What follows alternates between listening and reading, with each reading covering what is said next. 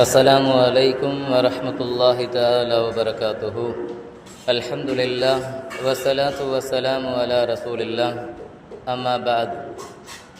கண்ணியத்திற்கும் பெருமதிப்பிற்கும் உரிய அல்லாஹுடைய நல்லடியார்களே, அல்லாஹுடைய மாபெரும் கிருபையினால் புனிதம் நிறைந்த ரமலானை அடைந்து அமல் செய்யும் வாக்கியத்தை தந்த அந்த அல்லாஹுக்கே எல்லா புகழும் புகழ்ச்சியும் உண்டாகட்டுமாக. கண்ணியத்திற்குரியவர்களே, தபூக் போரின் போது கலந்து கொள்வதில் தாமதமான 3 சஹாபாக்களை பெருமானார் ஸல்லல்லாஹு அலைஹி வஸல்லம் அவர்கள் 50 நாட்கள் ஊரை விட்டும் ஒதுக்கி வைத்திருந்தார்கள். 50 நாள் கழித்து அவர்களுடைய பாவங்கள் எல்லாம் மன்னிக்கும்படியான விஷயங்களை அல்லாஹு தஆலா வஹியின் மூலம் அறிவித்த பிறகு அவர்களை ஊருக்குள் அழைத்து கொண்டார்கள் என்கிற ஒரு வரலாறு இருக்கிறது. அந்த 3 சஹாபாக்களிலே கஅப் இப்னு மாலிக் ரலியல்லாஹு தஆலா அன்ஹு என்கிற அந்த சஹாபி, இவர்கள் இஸ்லாத்திற்கு வருவதற்கு முன்பாக மிகப்பெரிய ஒரு கவிஞராக இருந்தவர்கள். இஸ்லாத்திற்கு வந்த பிறகு பெருமானார் ஸல்லல்லாஹு அலைஹி வஸல்லம் அவர்களை புகழ் பாடுவதுதான் இவர்களுடைய பிரதானமான ஒரு வேலையாக இருந்தது என்பதை நாம் பார்க்கிறோம். இந்த கஅப் இப்னு மாலிக் ரலியல்லாஹு தஆலா அன்ஹு அவர்கள் அன்சாரி சஹாபி. இந்த அன்சாரி சஹாபி ரலியல்லாஹு தஆலா அன்ஹு அவர்கள் தன்னுடைய வயோதிக காலகட்டத்தில் தன்னுடைய மகன் அப்துர் ரஹ்மான் இப்னு கஅப் ரலியல்லாஹு தஆலா அன்ஹு அவர்களோடு தொழுகைக்கு செல்வது ஒரு வழக்கமாக இருந்தது. அப்படி செல்லும் பொழுது ஒவ்வொரு பாங்கிலேயும் அந்த பாங்கு சொல்லி முடித்த பிறகு பாங்கினுடைய துவாவை ஓதுவார்கள். ஆனால் வெள்ளிக்கிழமை பாங்கு சொல்லப்படுகிற அந்த நேரத்தில் அந்த பாங்கு துவாவை ஓதிவிட்டு அதிகப்படியாக தரஹமலி அஸ்அத் இப்னு ஜுராரா அல் ஹஸ்ரஜ்,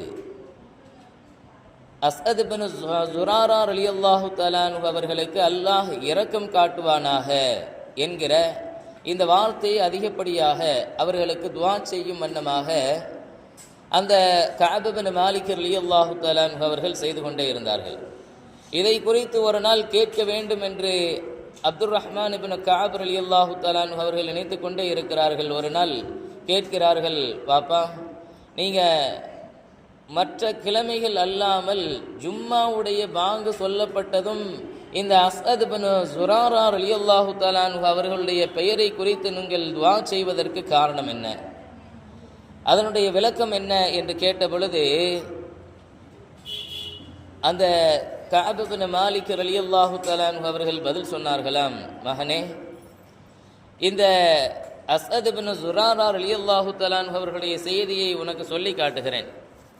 பெருமானார் ஸல்லல்லாஹு அலைஹி வஸல்லம் அவர்களுடைய 50வது வயதில் மதீனாவிலிருந்து மக்காவிற்கு ஹஜ்ஜிற்காக வேண்டி ஒரு குழு சென்றது. அந்த குழுவிலே ஒரு 6 நபர்களுக்கு பெருமானார் ஸல்லல்லாஹு அலைஹி வஸல்லம் அவர்கள் இஸ்லாத்தை எத்தி வைக்கிறார்கள். அந்த இடத்திலே அவர்கள் இஸ்லாத்தை ஏற்றுக்கொள்ளவில்லை. அந்த பயணத்தை முடித்து கொண்டு மதீனாவிற்கு செல்கிறார்கள். சில நாட்களுக்கு பிறகு அவர்களுடைய மனதிலே ஒரு மாற்றம் ஏற்பட்டு பெருமானார் ஸல்லல்லாஹு அலைஹி வஸல்லம் அவர்களை நபியாக ஏற்றுக்கொண்டார்கள். இப்படி ஏற்றுக்கொண்டவர்கள் இன்னும் 6 நபர்களுக்கு தாவா செய்து இன்னும் 6 நபர்களை உருவாக்குகிறார்கள். மொத்தம் 12 நபர்கள். இந்த 12 நபர்களும் பெருமானார் ஸல்லல்லாஹு அலைஹி வஸல்லம் அவர்களை சந்திக்க வேண்டும் என்று விருப்பப்பட்ட பொழுது, இந்த நேரத்தில் சென்றால் அந்த மக்காவிலே இருக்கக்கூடிய எதிரிகள் நம்மை பெருமானார் ஸல்லல்லாஹு அலைஹி வஸல்லம் அவர்களை சந்திக்க விட மாட்டார்கள். அதனால் ஒரு வருடம் காத்திருப்போம். ஒரு வருடத்திற்கு பிறகு அடுத்து ஹஜ்ஜி செய்யக்கூடிய அந்த நாளிலேயே, அந்த நாளில் ஹஜ்ஜுடைய நாளிலே நாம் அங்கே போய் பெருமானார் ஸல்லல்லாஹு அலைஹி வஸல்லம் அவர்களை சந்திக்கலாம் என்று அவர்கள் முடிவெடுக்கிறார்கள். அதே போல ஹஜ்ஜுடைய காலமும் வருகிறது. பெருமானார் ஸல்லல்லாஹு அலைஹி வஸல்லம் அவர்களை சந்திக்கிறார்கள். அந்த 12 சஹாபாக்களும் அவர்கள் சந்தித்து அவர்களிடத்தில் உடன்படிக்கையை எடுத்துக்கொள்கிறார்கள். பைஅத்துல் அகபத்துல் ஊலா என்று இஸ்லாம் நமக்கு வரலாற்று ரீதியாக சொல்லி காட்டக்கூடிய தகவல். முதல் உடன்படிக்கை எடுத்துக்கொண்டவர்கள் அந்த மதீனாவாசிகள். 12 பேரும் மதீனாவாசிகள். அதில் தலைவராக இருந்த அஸ்அத் இப்னு ஸுராரா ரலியல்லாஹு தஆலா அன்ஹு ஹஸ்ரஜ் குலத்தை சார்ந்தவர்கள். அப்படிப்பட்ட அந்த ஒரு குழு அவர்களிடத்தில் பைஅத்